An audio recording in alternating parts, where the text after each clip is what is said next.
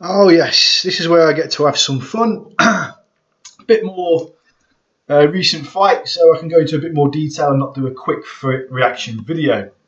Now, as some people may have known if you've been watching a few videos on my channel before, super middleweight is kind of one of my favourite divisions, namely because I'm a Nottingham man and Carl Froch, my fellow Cityman, is of course probably still classed as the second best super middleweight in the world. And not only that, but we've got a lot of British interest at super middleweight, including obviously George Groves, Andre Dirrel, Paul Smith, and the up-and-comer Callum Smith. I suppose there's a couple more you could look into, to be honest. I mean, you could probably say that Chris Eubank Jr. will end up at super middleweight eventually. And you could probably even say that Rocky Fielding, although not as much potential as I thought he once had, he's probably still in the mix there somewhere.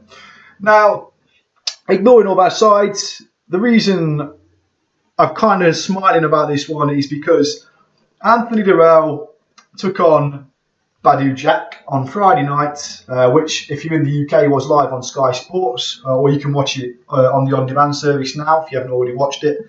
And it was a fight that had a lot of significant interest here because, of course, George Groves is the mandatory for the winner of that fight. And we witnessed what some people thought unthinkable, including myself at one point. We witnessed Anthony Dirrel drop the title to Badou Jack. And not in controversial circumstances in the slightest. He well and truly deserved to lose.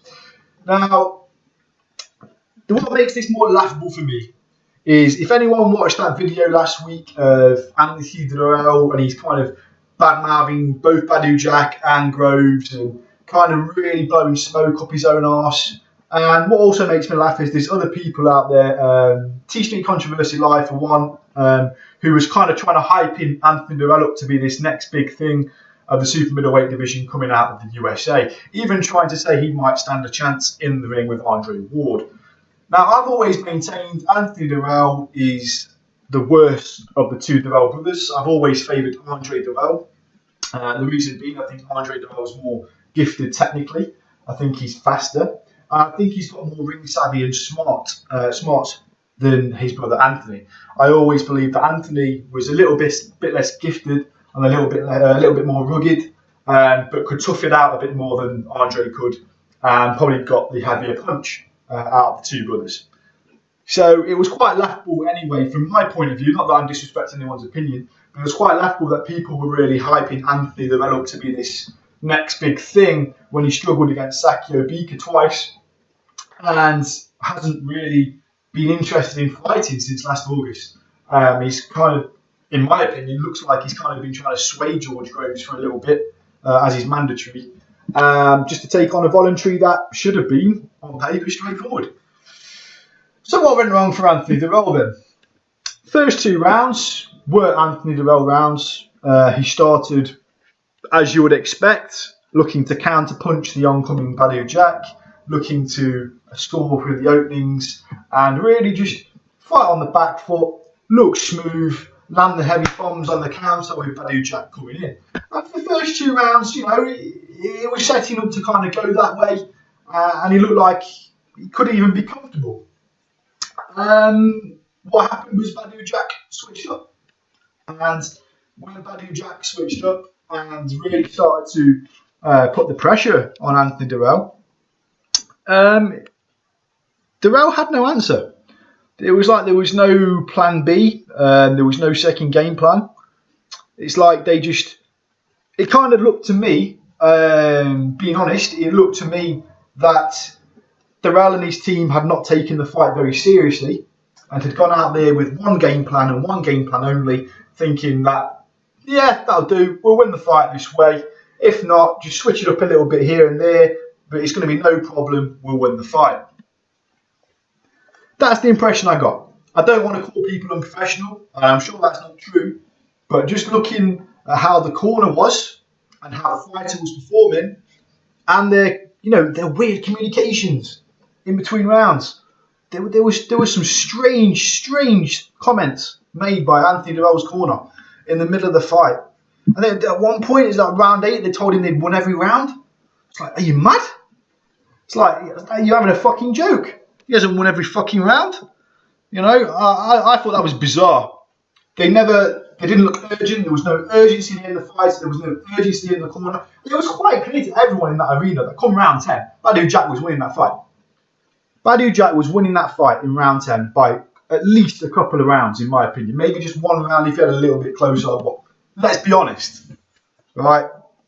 The only rounds I gave Anthony Dirrel throughout the whole fight were 1 and 2 and 4 and 5. You could possibly say he deserved round 3, but even then he loses the fight 7-5 because from round 5 onwards, every single round was a Badou Jack round. Every single round was a Badou Jack round. There was just no answer at all from Anthony Dirrel. This is the same Anthony Dirrel that got stuck with a draw against Beaker before winning, I wouldn't say a close rematch, a close but comfortable rematch would probably be the best best way to put it.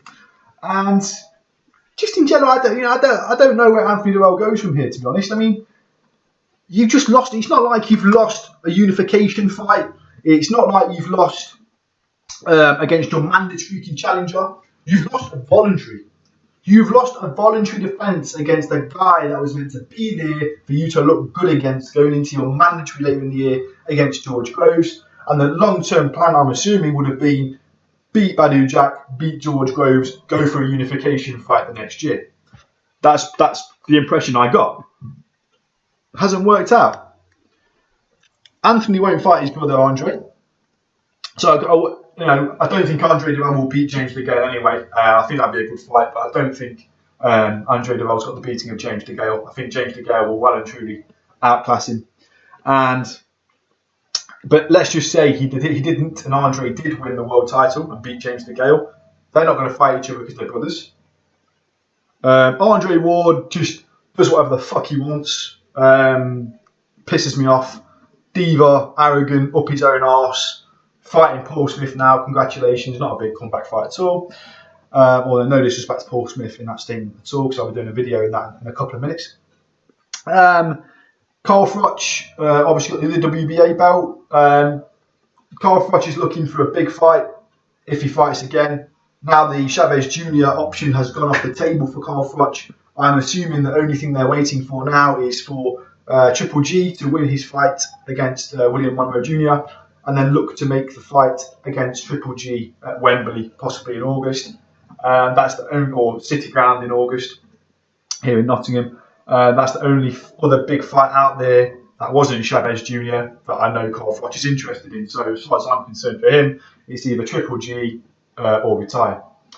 The other fight, WBO title holder Arthur Abraham, he's quite comfortable sitting in Germany fighting voluntaries and mandatories. So the only way that fight happens for Anthony Dirrel is if he actually gets himself into a mandatory position. And that's it. There is no other belts unless you want to drop onto the bullshits like the IBO or the fucking WBF and all that bullcrap. But it's a strange one for Anthony Dirrel because it's just like I say, where do you go after you've lost the voluntary? Maybe just trying to think. I'm just trying to think of anyone out there that could be a decent combat fight. If anyone's got any ideas, by the way, please let me know in the comment box. I'm just trying to think off the top of my head right now. All right. There's no one in the top 10. Hold on. What's his name? What's that Mexican kid's name? He's like third in line for the IBF title. He's only in his early 20s. I've mentioned him before. Is it Ramirez? I think it's Ramirez. I always get it confused. It's either Ramirez or Rodriguez. I'm sure it's Ramirez. That could be a potential great fight. Although Ramirez is after the IBF title, so that'll probably be an IBF. Tricky. I'd go for that one. That'd be my guess. Anyway, that's enough about Anthony Dirrel. As for Badou Jack, great performance by him. I was really impressed with him, actually. He goes on now to fight George Groves, which I'm assuming will be a fight made in the States. So I can expect that to be... I'd probably expect that around September time. maybe October. I can't see Badou Jack wanting to fight any time before then. And I think George Groves has already said in the past that whoever the world title fight would be against, it would probably be around September time. So that's kind of what I'm expecting next. What chance do I give Badou Jack against George Groves? See, with Anthony Dirrel and George Groves, I had it quite a close fight. I always maintained that Anthony had the speed to match Groves, and he had the ability to counter Groves, unlike someone like Carl Froch, who was a little bit slower. So I thought the fight between Anthony Dirrel and George Groves would have been quite close, and could have possibly been one of those fights where it would really have been how do you score it personally. But with Badou Jack, if he fights the way he fought Anthony Dirrel, I think George Groves knocks him out. Because I think George Groves certainly hits harder than Anthony Dirrel does. And I think George Groves, who was ringside on Friday night for the fight, I think he would be licking his lips at the prospect of someone like Badou Jack, who is quite fast but not blessed with speed.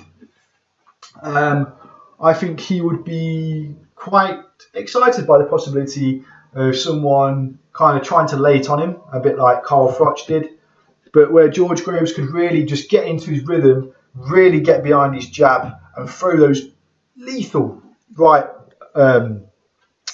that lethal right hand, especially the right hook. I mean, there's a few times on the fight Friday where Badou Jack really kind of just walk into a couple of Anthony Dirrel's shots, but Anthony Dirrel's not really got much mustard behind it.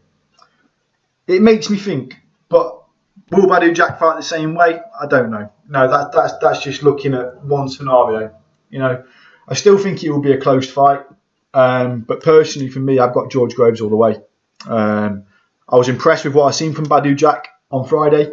I really was, and I give him all the credit in the world for the way he fought the fight, and you know, just in general, how gracious he was during the fight as well. There's a couple of occasions where he took Anthony Dirrel's legs away and was helping him up even in the midst of a battle.